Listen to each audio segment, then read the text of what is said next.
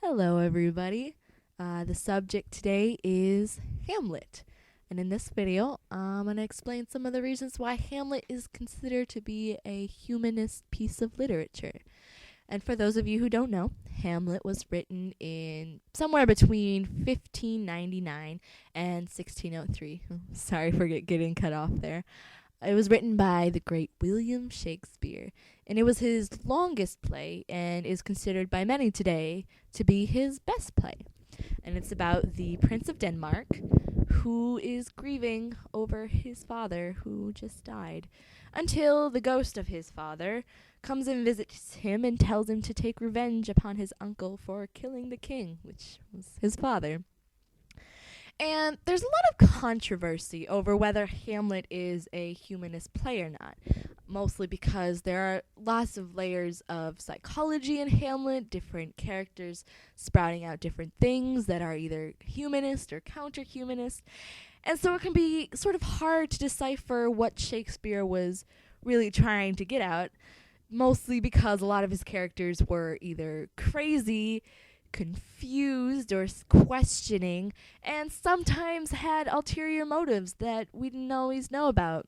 And so that can make it kind of hard to interpret whether or not it was a humanist or not play because of all the different views and the different levels. But some reasons how it was a humanist play is, one, that it shows human uniqueness or human greatness, or how humans are awesome. Two, it questions religious beliefs or puts secular views on religious beliefs. Or three, it shows lots of human emotions. It's a very emotional play.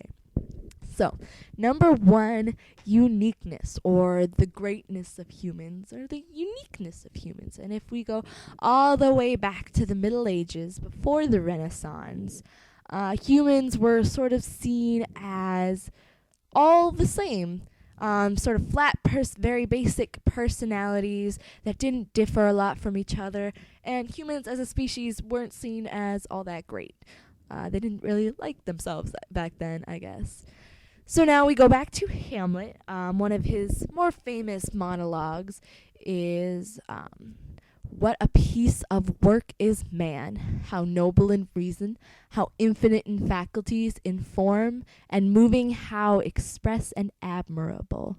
And then he goes on to finish that monologue by saying, "Yet, to me, what is the quintessence of dust?" Which he basically calls humans dust, which is a very counter-humanist view. So all the counter-humanists, or the people who believe that Hamlet was counter-humanist, got all excited because they thought this was proof, because Hamlet stated a very clearly not humanist sentence. However, anyone who says that is missing the irony of the monologue, because the earlier passages talking about how noble and great man was a very humanist part, and the fact that Hamlet ended with a not-so-humanist part is great irony, again, from William Shakespeare. Great guy. And so we move on to number two, questioning strong religious beliefs. And again, we go back to the wonderful, not-so-wonderful Middle Ages, where questioning religious beliefs or ideas set out by the church was a big no-no. They didn't really do that. But as the Renaissance came around, people were able to separate the church from every aspect of their life.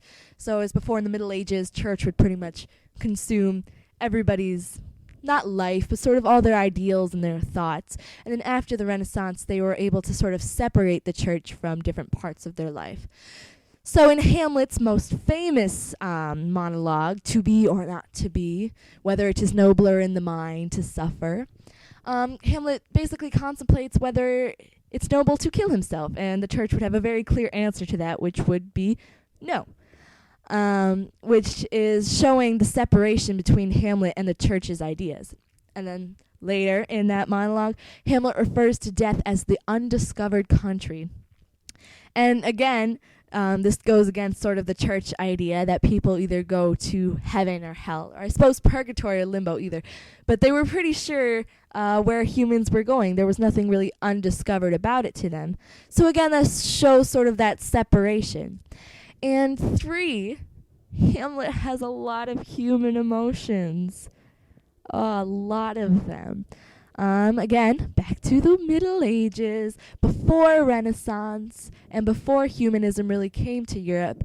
Humans weren't depicted as having a lot of emotions, and in stories and artwork particularly, they weren't really motivated by emotions until really after the Renaissance. So if we start with Hamlet, who was grieving over his father and motivated a lot by the anger that his father was killed by his uncle, and among other stuff, motivated a lot of what he did.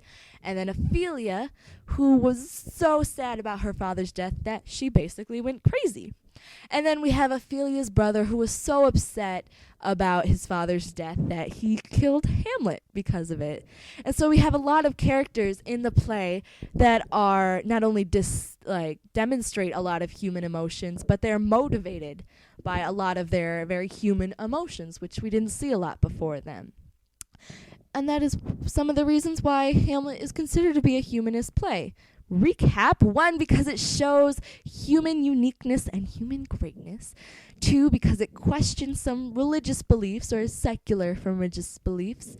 And 3, it shows a lot of human emotions. It's a great big ball of human emotions that rumbles around and knocks the characters down all the time. And that is why Hamlet is considered to be a humanist work by many. Thanks for watching. Bye.